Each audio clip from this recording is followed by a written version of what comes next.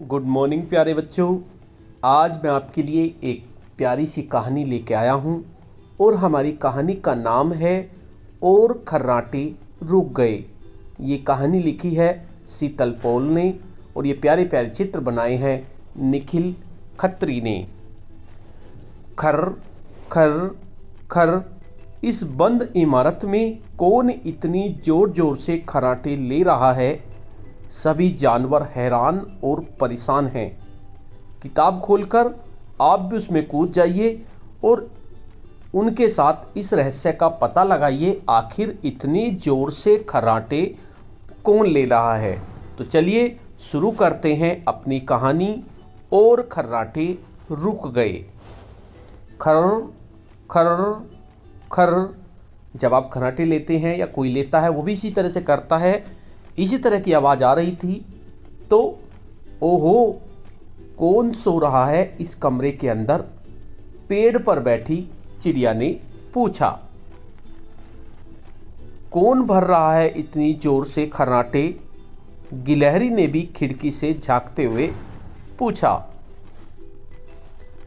तितलियों ने भी खिड़की के अंदर झांकने की कोशिश की। सभी कान बंद करके बैठ गए, खर्राटे को सुनने लगे। मेंढक ने खिड़की के पास फुदकने की कोशिश की। वह भी जानना चाहता था कि कौन सो रहा है अंदर। बंदर बोला, मैं पता कर सकता हूँ। वाह, तो जाओ पता करो कौन सो रहा है अंदर। जोर लगा के हैया, बंदर ने जोर लगाया। दरवाजे पर बंदर ने अपनी पूंछ संभाली और पूरी जान लगाकर दरवाजे की कुंडी खोली।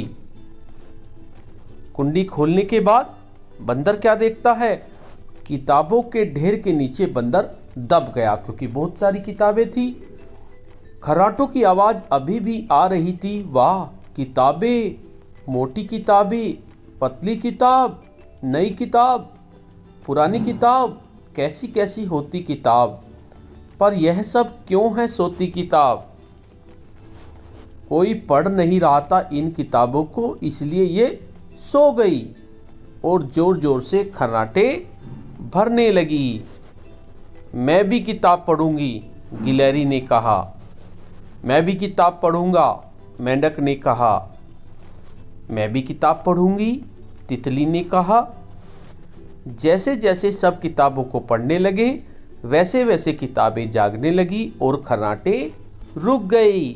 तो बच्चों, मुझे यह वाली किताब पढ़ने दो। बंदर ने खाना पकाने के बारे में किताब उठा ली।